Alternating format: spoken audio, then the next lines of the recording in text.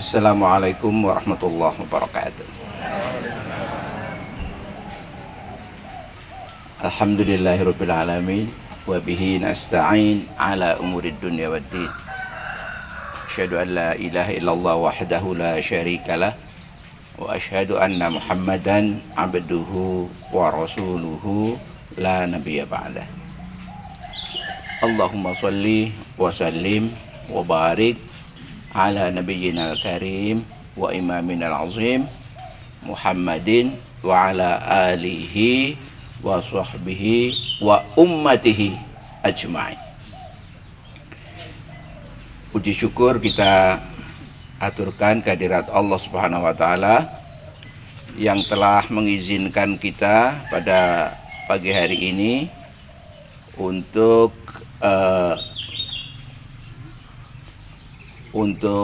bertemu di dalam forum yang sangat mulia ini, baik yang di sini maupun yang di rumah. Insya Allah pahalanya tidak berbeda. Kita bersyukur karena tidak banyak orang yang masih kerso meluangkan waktu bicara agama di zaman sekarang ini.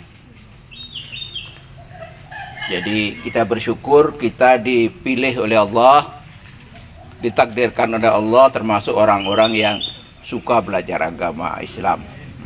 Alhamdulillah.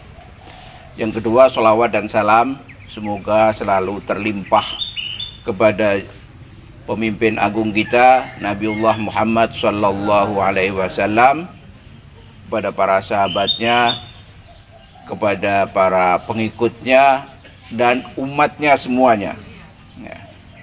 Umatnya semuanya mendapat sholawat dan salam yang sama. Jadi semoga kita semakin lama semakin bertakwa kepada Allah, semakin kuat iman kita. Amin. Pada pagi hari ini karena terlampau mendadak saya diberitahu saya ingin menyampaikan tentang musibah dan sabar, ya.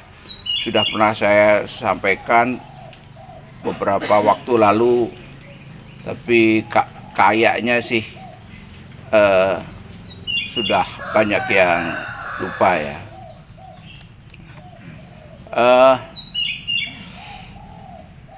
Hadirin sekalian, pertama saya mau bicara musibah. Musibah, ya. Musibah itu apa? Musibah itu adalah semua yang datang dari langit. Itu definisinya dalam Al-Quran. Jadi musibah itu diucapkan 100 kali di dalam Al-Quran, 103 kali.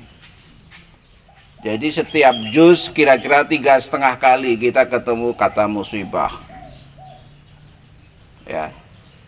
Jadi cukup banyak. Dan dari kata musibah itu, kita yang sering bingung adalah kok Allah memberikan musibah kepada manusia. Nah, khususnya kepada umat yang beriman kepada Allah. Nah, jadi musibah itu asalnya adalah sesuatu yang menimpa dari langit. Sesuatu dari langit yang menimpa bumi. Itu yang banyak digunakan di dalam Al-Quran. Karena itu hujan itu juga disebut musibah. ketika ketika hujan menimpa bumi, maka antara lain ini paling banyak ini.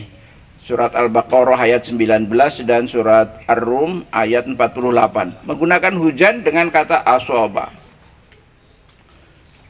Sesuatu musibah, sesuatu yang datang. Atau angin yang berapi. Al-Baqarah 266. Ini juga menggunakan kata aswaba. Angin dingin, wah ini lagi musimnya ini. Angin dingin juga musibah. Nah sekarang, bagi kamar saya kebetulan ada kamar mandi di dalam. Walaupun sudah diberi exhaust fan, kadang-kadang baunya kalau kita lupa, baunya masuk ke kamar. Maka jendela harus dibuka.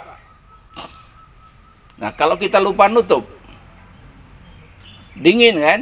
Nah, apa yang kita lakukan? Kalau mau tidur, kita pakai selimut. Ya kan? Wah, engko nek adem ana wong sing mlebu kamar mandi lali ora nutup jendela, engko ndak kademen, dah pakai selimut. Artinya apa? Musibah itu kita bisa melakukan tindakan untuk merencanakan sesuatu untuk menghindari bahayanya. Angin dingin ini musibah, ya tak? Angin dingin, Al-Maidah 117. Angin dingin adalah musibah, tapi kita bisa berjaga-jaga, bisa melakukan sesuatu untuk mengatasinya supaya tidak menjadi negatif. Kalau surat Ar-Ra'd, namanya sudah Ar-Ra'd, ya dikatakan guruh dan petir, itu adalah musibah. Angin, hujan es, macam-macam. Bahkan ada belalang, ya kan, dalam Al-Quran itu. Kalau belalang itu disebut musibah, artinya apa? Belalang itu kan makhluk. Berarti makhluk yang paling kecil, virus. Virus juga musibah. Dulu waktu gempa bumi Lombok 3-4 tahun yang lalu, 3 tahun lalu kira-kira, saya di forum kita ini sudah mengatakan virus juga musibah. Saya tenang. Virus yang datang, Allah mengirimkan virus. Virus ini masih mending, masih kecil. Coba kalau hukum alam yang selama ini kita kenal oleh Allah dirubah. Misalnya gravitasi itu kan turun ya. Sekarang nggak turun, nggak naik. Kadang turun, kadang naik. Kadang turun, kadang naik. Kita naik mobil bisa apa nggak kacau gitu. Hanya satu saja. Dari persamaan linear dirubah jadi persamaan kuadrat. Hukum gravitasi yang persamaan linear dirubah jadi persamaan kuadrat. Udah kacau semuanya. Pesawat terbang bisa tabrakan. Kacau semuanya. Mendat mentul gitu. Gimana? Ya kiamat yang terjadi. Planet-planet jadi mendat mentul gimana? Jadi inilah yang tadi kita katakan hukum surat 6 ayat 54 tadi. Kalau kita faham ayat Al-Quran, kebodohan kemudian sirna dan kita dapat pahala. Jadi perlunya ngaji di sini nih. Loh kok bisa hukum alam kok berubah-ubah? Hukum alam itu ada dua macam, yaitu hukum alam yang zahir dan hukum alam yang ghaib. Ya, hukum alam yang zahir sama hukum alam yang ghaib. Hukum alam yang zahir yang kita kenal hukum-hukumnya ini atau yang belum kita kenal. Dan ada yang ghaib yang di tangan Allah. Jadi ini yang ditiru oleh manusia di dalam membentuk sistem komputer. Sistem komputer yang hierarkinya lebih tinggi bisa menahan yang bawahnya untuk hanya bisa melakukan itu.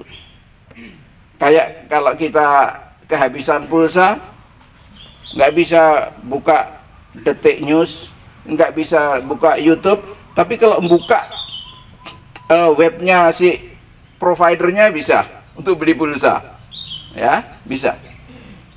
Nah ini artinya provider mempunyai hierarki yang lebih tinggi dan dia bisa mendikte kliennya. Demikian juga Allah bisa memberikan hukum, tapi bisa melakukan interupsi. Api itu panas, tapi Nabi Ibrahim selamat. Hukumnya berubah? Tidak. Hukumnya tidak berubah, tapi ada hukum lain yang diberlakukan, yang lebih tinggi prioritasnya. Nah, kita umat beriman punya jalur untuk mengundang hukum yang ghaib ini melalui pertolongan Allah. Maka dalam keadaan musibah seperti ini, pandemi musibah seperti ini, kita perlu mengundang ini. Bahkan setiap hari pun bisa kita mengundang. Suatu hari misalnya tidak punya duit sama sekali, anaknya mau wisuda, ini pengalaman saya. Istri bilang, "Pak, berasnya habis." Apalagi itu listriknya bunyinya udah keras banget, udah 3 hari. Malu sama tetangga.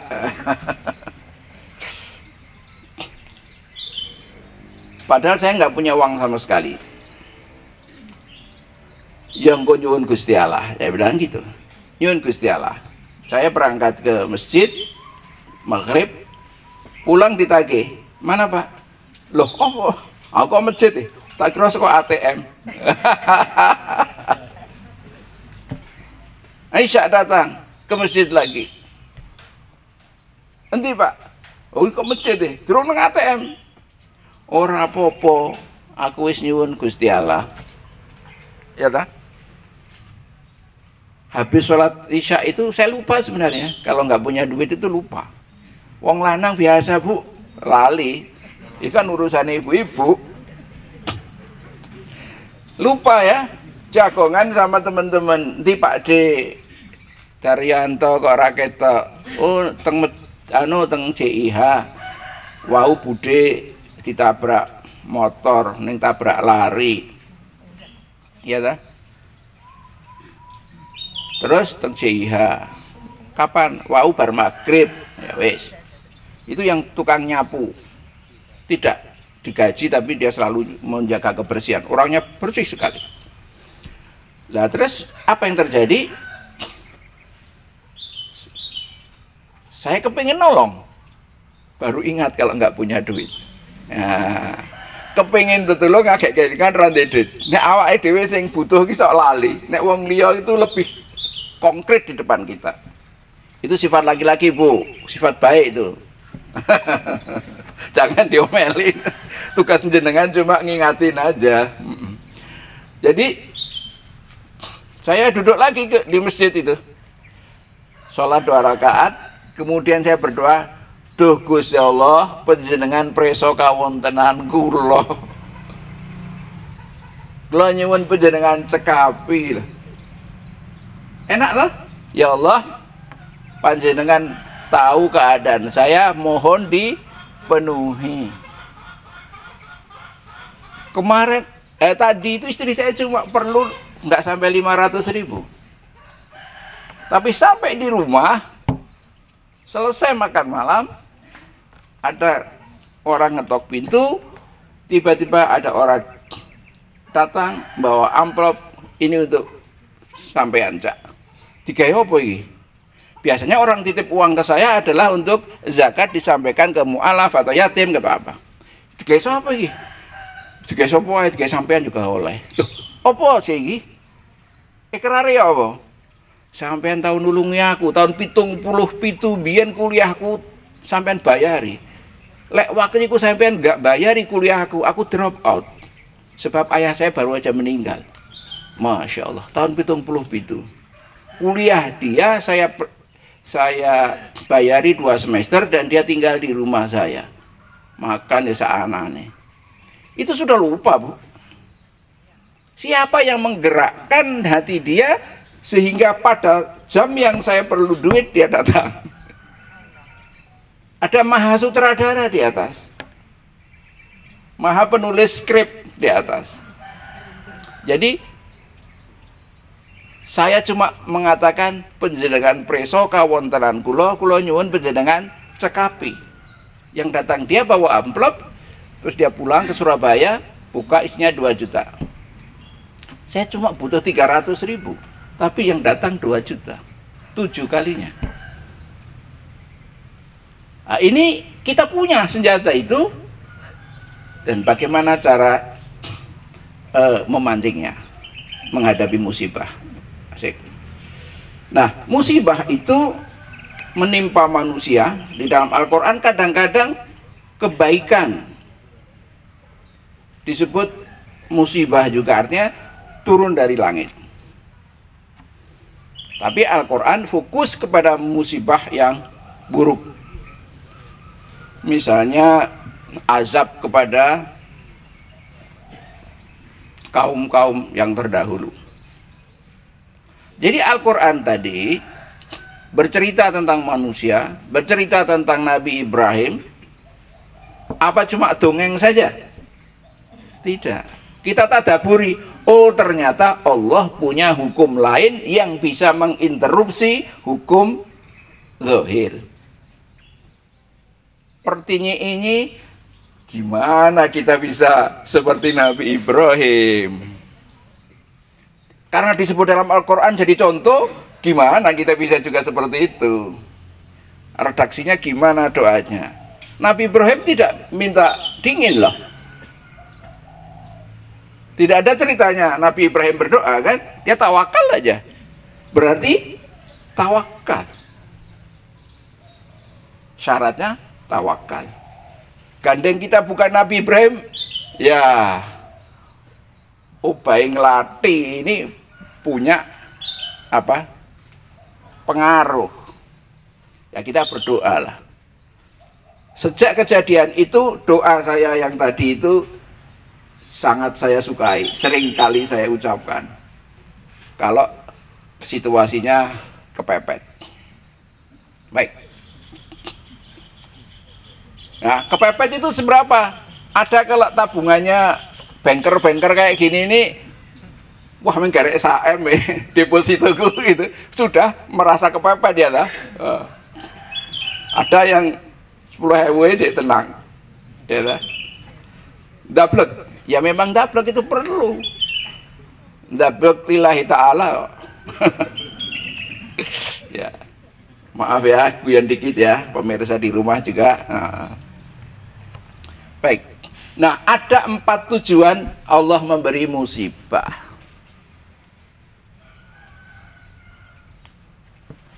Ada 4 tujuan Allah memberi musibah. Surat Ali Imran ayat 153.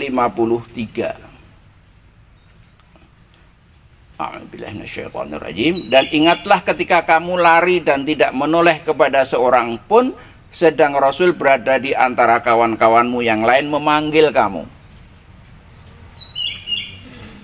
153. 153. Ali Imran 153. Karena itu Allah menimpakan atas kamu kesedihan atas kesedihan. Ini ceritanya perang Uhud. Perang Uhud, Nabi mengambil posisi bersembunyi, terus banyak tentara mukmin yang lalu lalang di depan Nabi itu. Diundang-undang, Muhammad, Abdurrahman, tapi nggak dengar. paniknya membuat dia tidak dengar. Psikologi orang panik yang aktif di dalam memorinya, kalau perang lari, kalau kalah lari. Padahal harusnya kalau kalah dungo ya ta. Dhisik kele melayu tinimbang le dungo. Maka itu kita bisa didikkan kepada anak cucu kita, tetangga kita. Donga sik, sadurunge apa-apa ki istighfar, donga. Donga itu cuma 3 sebenarnya. Gusti Allah kula nyuwun ngapunten, Gusti Allah kula nyuwun pitulung, Gusti Allah kula nyuwun sebut apa yang diinginkan. Kalau malu ya panjenengan presa kawontenan kula. Masa karo salah minta duit ya. Jadi surat Ali Imran 153 ini menceritakan betapa Allah menimpakan kesedihan di atas kesedihan, supaya kamu jangan bersedih hati terhadap yang lepas dari perencanaanmu. Jadi kesedihan diberikan kita itu supaya kalau keinginan kita tidak tercapai, sudah nggak merasa sedih lagi. Kuat kita. Artinya apa? Tujuan Allah memberi musibah adalah yang pertama untuk menguatkan orang beriman. Don't worry, be happy. Allah stay with me. Ya. Stays with me. Kurang S. Jadi don't worry, be happy, Allah stays with me. Tidak usah gusar, la takhaf wa la tahzan. Tentrem-tentrem saja biar tetap tidak panik karena Allah bersama kita. Syaratnya cuma tawakal yang seperti itu. Supaya kita semakin kuat. Jadi tujuan Allah memberi musibah ini jangan ngomel. Sekarang alhamdulillah, ala kulli halin wa fi kulli halin alhamdulillah. Atas segala sesuatu dan di dalam segala keadaan kita alhamdulillah. Ya, surat 3 ayat 153. Yang kedua, tujuan Allah memberi musibah adalah mengingatkan yang lupa. Kadang-kadang kita sudah tahu tapi lupa, itu diingatkan. Surat Ali Imran 172. Yaitu orang-orang yang mentaati perintah Allah dan Rasulnya sesudah mereka mendapati luka dalam perang Uhud. Ini masih satu rangkaian. Bagi orang-orang yang berbuat kebaikan di antara mereka dan yang bertakwa ada pahala yang besar. Wis kalah, tapi baru sadar, oh iya, saya kok ya turun dari gunung itu padahal diperintah untuk tetap di atas gunung. Dia sadar. Maka kemudian mendapat pahala. Nah, itu hebatnya Islam. Kalah melanggar perintah Rasul kok masih dapat pahala. Yaitu setelah kita menyadari. Ini tujuan yang kedua, mengingatkan yang lupa. Antara lain tadi membuat perencanaan tadi, ya. Angine adem iki wis nganggo kemul ben ra mangso angin. Tinimbang sesuk-esuk golek tolak angin ya. Nah, ayatnya yang lain masih ada. Tidak perlu saya sebutkan. Yang ketiga, yaitu menjadi azab kepada orang fasik. Surat 5 ayat 49. Surat Al-Maidah ayat 49. Yaitu menjadi azab kepada yang berbuat fasik. Fasik itu apa? Fasik itu dosa besar. Wa inna katsiran minan nasi la fasiqun. Mayoritas manusia itu pendosa besar. Mayoritas loh ya. Jadi kalau kita jadi minoritas itu justru bangga. Hah? Kita jadi minoritas justru bangga karena mayoritasnya lafasikun, sungguh orang-orang pendosa besar. Ini ayatnya agak panjang, nggak perlu disebutkan. Dan itu kita sudah paham ya. Musibah sebagai azab itu anggerirung tahulah ya. Tujuan yang keempat yaitu surat 8 surat Al-Anfal ayat 25,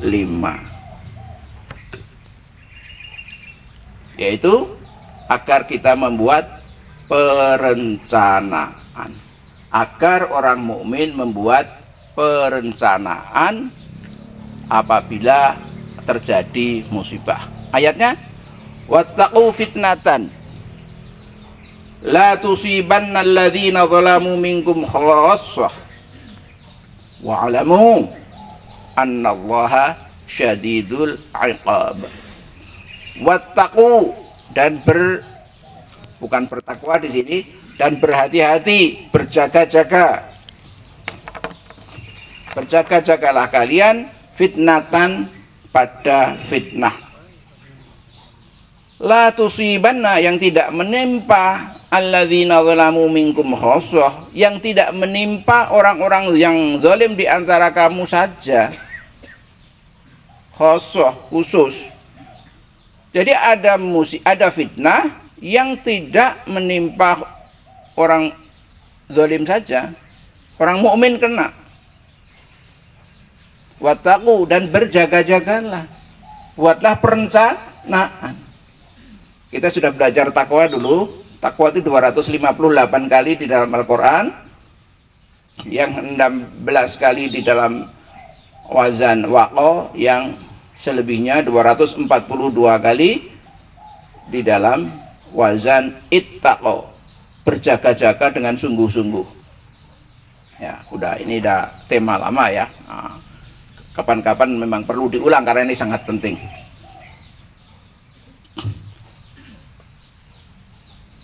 Wa'alamu, dan ketahuilah olehmu annallaha, sesungguhnya Allah itu syadidul iqab, amat keras siksanya.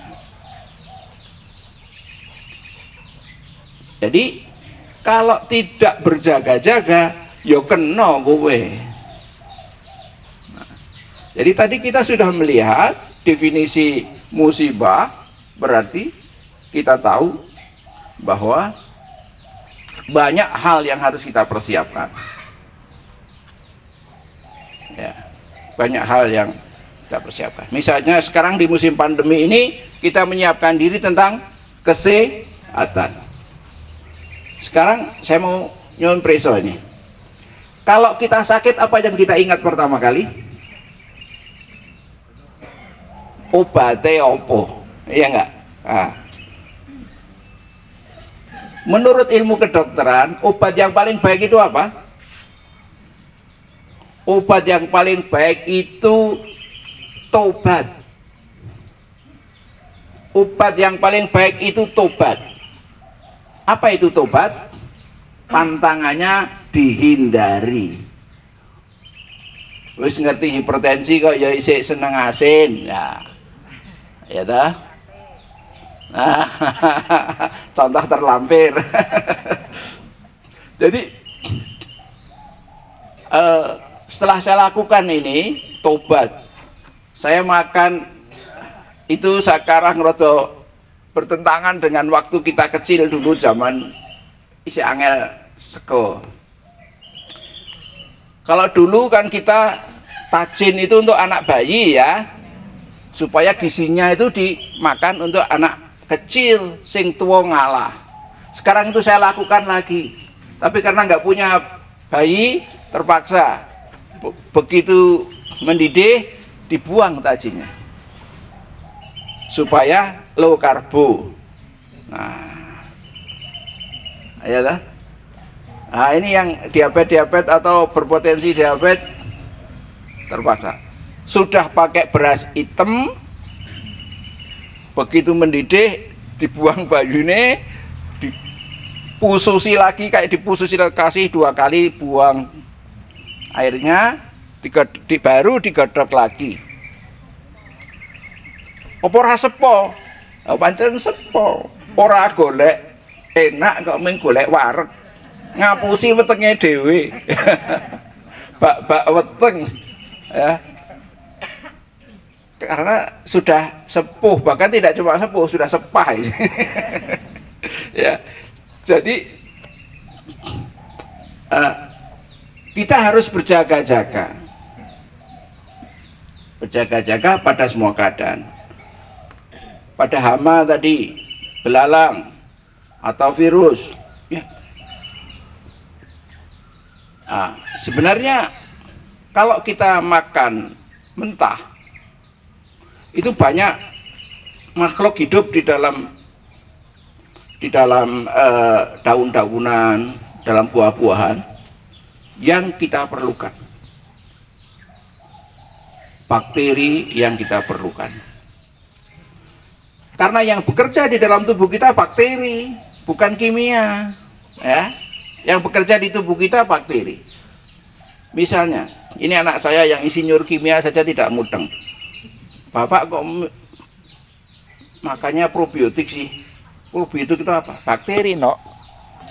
Kok bakteri kok dimakan terus, gimana itu?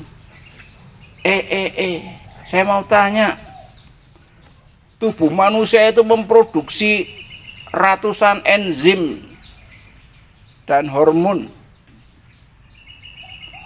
Coba, yang kita makan karbohidrat iso dadi enzim macam-macam. Yang reaksinya kayak apa? Itulah probiotik. Itulah bakteri. Kalau reaksi kimia, suhu tubuh kita ratusan derajat dong. Ini dipecah jadi ini, kemudian direaksikan dengan itu. Waduh, pirang tahun agak jadi. Padahal kita begitu legender, 15 menit, 30 menit sudah kerasa efeknya. Ya dah? Jadi itu menunjukkan proses yang ada di dalam tubuh kita adalah probiotik. Maka kita wajib memberi makanan kepada probiotik itu, yaitu prebiotik. Makanan terhadap probiotik. Maka berjaga-jaga di dalam memenuhi perintah Allah ini dengan makan makanan yang baik. Lah kalau stem cell itu apa, Pak? Waduh. Dua anak pintar kira koso. Kita harus banyak baca juga. Stem cell itu plasenta, gampangannya. Sel tubuh manusia yang masih belum jadi organ, masih jadi darah, masih cair. Berat molekulnya hanya beberapa ribu. Karena itu plasenta itu bisa berubah menjadi 200 organ tubuh kita. Pas waktunya tumbuh jantung berubah. Alaqah tadi itu, alaqah, iqra bismi rabbikal ladzi khalaqal insana min alaqah. Alaqah itu berubah jadi jantung, berubah jadi tulang, berubah jadi kulit, berubah jadi macam-macam. Bahan dasarnya stem cell. Berat molekulnya cuma beberapa ribu.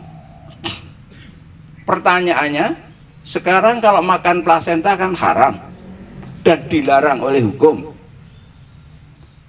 Kalau suntik plasenta, dengkulnya ini disuntik stem cell, mahal. Bukan sekedar mahal, mahal. Ya. Gimana caranya? Apa nggak bisa kita membuat stem cell? Nggak bisa kita membuat stem cell, tapi kita bisa mengaktifkan stem cell yang ada di tubuh kita yang tidur. Plasenta kan hubungannya sama perut ya, sama udel kita ini. Maka di sekitar udel kita ada stem cell, tapi tidur dia. Setelah umur 35 tahun, sudah bukan iktikaf tapi iktiro, ngorok dia, Udah nggak bisa dibangunin kecuali diberi makanan yang sesuai. Makanannya apa? Protein yang berat molekulnya kira-kira seperti dia. Hanya 1000, 2000 sampai 2000 itu. Protein yang berat molekulnya rendah membuat yang the sleeping stem cell itu menjadi bangun. Jadi itulah bidadari yang mati atau yang tidur ini diberi seperti cerita di Eropa itu ada bidadari yang tidur karena sesuatu hal dia bisa bangun. Ini juga. Jadi kalau kita mengkonsumsi protein berat molekul rendah, insya Allah semua penyakit terobati. Karena apa? Karena stem cell akan bekerja. Wuki kulitnya wis keriput, dia akan membuat kulit baru. Karena dia akan berdiferensiasi seperti kebutuhannya. Ya kalau kulit, kalau pankreas, opera ya hibit. Saya kenal orang, Bu siapa namanya, Biayi Jawa Timur, Pantai Utara, Tuban kalau nggak salah. Dokter aktif, wah wes, sing kakung itu kalem banget, sing putri toh ya Allah. Anteng kitirat, kemana-mana.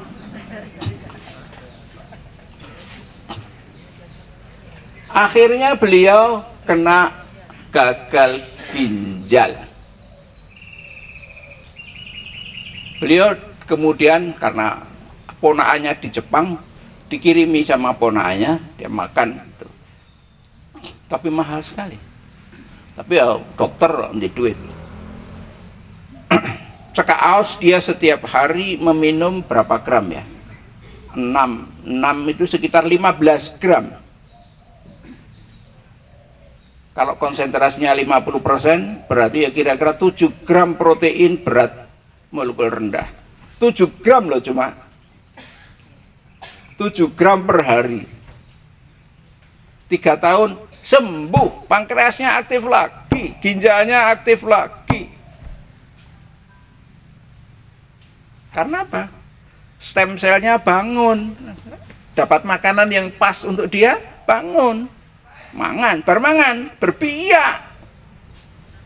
So ya oke. Nah, setelah berbiak, biasanya 30 hari pertama atau 30 hari pertama itu dia baru berbiak. 30 hari kedua mulai dolan-dolan toh. Iki pankreas dandani. Iki nek dandani. Semakin berat sakitnya ya semakin lama, takes more time. Tetapi kita orang beriman, saya eksperimen saya sendiri, saya tambahi doa, duh Gusti Allah, kula nyuwun panjenengan utus stem cell kula supados ndandosi jantung kula rumiyin. Prioritas pertama. Oh betul loh. Dalam beberapa hari kok, wah jantungku penak tenan ya. Belum pernah bernapas lega seperti itu. Berapa tahun nggak pernah nafas dengan lega seperti itu. Oh ternyata dongo itu tadi. So obat terbaik adalah tobat dan doa. Doanya banyak. Nah ciri-ciri doa ini karena sudah hampir jam 7. Oh sudah lebih jam 7. Saya tambah dikit. Kalau berdoa yang spesifik. Kalau misalnya dokter Allah kalau nyon sehat, larane 10 ayo kapan nih mari kabeh, ya dah. Nah, jadi difokuskan kepada penyakit yang paling ingin disembuhkan dulu. Kan kadang-kadang ada orang sakit jantung, sakit diabetes, sakit gigi, ya dah. Sing paling enteng kan sakit gigi. Kalau tubuh kita kan mendahulukan yang berat. Tapi bagi kita, boh iki lho ndang cekot-cekoten ndang ilang. Kan gitu. Kita ingin sakit giginya dulu. Ya kita doa, Dokter Allah kula nyuwun sakit gigi saya panjenengan usir. Tapi yang paling baik redaksinya adalah, ya Allah, usirlah makhlukmu yang bernama sakit gigi. Loh, sakit gigi itu penyakit itu makhluk bukan? Makhluk toh, masa kholik? Nah, lihat, itu teori dualisme dalam Al-Quran. Makhluk bukan? Makhluk. Kalau makhluk berarti bisa diusir sama kholik. Jadi redaksi yang paling baik, ya Allah, usirlah makhluk panjenengan yang bernama penyakit gigi saya sedemikian rupa dalam waktu yang sesingkat-singkatnya saya bisa simsalabim. Ikhtiarnya apa? Yo zam-zam atau apa ya. Nah, itu ikhtiar. Tapi qalbiyahnya kita tawakal kepada Allah. Nah, pengalaman dengan Mas Al-Faruqi, kamarnya di situ. Sudah lulus angkatan 14 ya. Mas Al-Faruqi itu lulusan Gontor. Karena masuk di UII. Di UII itu lulusan Gontor yang dites psikologis bagus, boleh milih bebas jurusannya. Dia ngambil teknik mesin. Bayangkan, nggak pernah ketemu matematik, terus ketemu teknik mesin, semester 1 sampai 5 isinya cuma matematik. Nggak bisa deh. Kebetulan jumpa saya di masjid, Ustaz, saya dari pesantren, nggak tahu matematik, sekarang masuk teknik mesin. Semester berapa Mas? Semester 3. Saya kasih doa seperti tadi, ya Allah, aktifkanlah memori matematik saya sedemikian rupa sehingga dalam waktu sesingkat-singkatnya dapat menguasai matematik. Dan saya berjanji kalau saya menguasai ilmu ini akan saya baktikan di jalan Allah. Harus ada janji. Kenapa begitu? Kan kalau sakit itu disuruh sedekah, berbuat baik. Maka kalau kita meminta sesuatu juga janjikan kepada Allah, nanti aku mau berbuat baik. Itulah yang membuat setiap musibah menjadi menguatkan orang mukmin. Sekarang kelihatan ya, logika Al-Quran itu ada. Bukan sekadar iki A jadi B, tidak. Ada logikanya, ada reaksinya. Nah, jadi bahwa sesungguhnya ayat-ayat Al-Quran itu saling bergelindan, dan kita baru melihat dari satu kata musibah saja, dan hanya beberapa ayat saja. Kalau kita tadabburi ternyata hebring ya, hebat sekali. Jadi intinya kita perlu bertawakal kepada Allah dan bertakwa kepada Allah, berhati-hati untuk menghadapi segala musibah, dan semoga musibah ini menguatkan kita. Tujuan pertama Allah tadi memberikan musibah untuk menguatkan itu supaya diberikan kepada kita. Ya, kemudian ilustrasinya, obat paling baik adalah taubat. Nah, hindari pantangannya dan doa. Hanya itu yang dapat saya sampaikan. Mudah-mudahan ada manfaatnya bagi kita, dan marilah kita akhiri dengan membaca doa kafaratul majlis. Subhanaka Allahumma wa bihamdika asyhadu an la ilaha illa anta astaghfiruka wa atubu ilaik. Wabillahi taufik wal hidayah. Wassalamualaikum warahmatullahi wabarakatuh.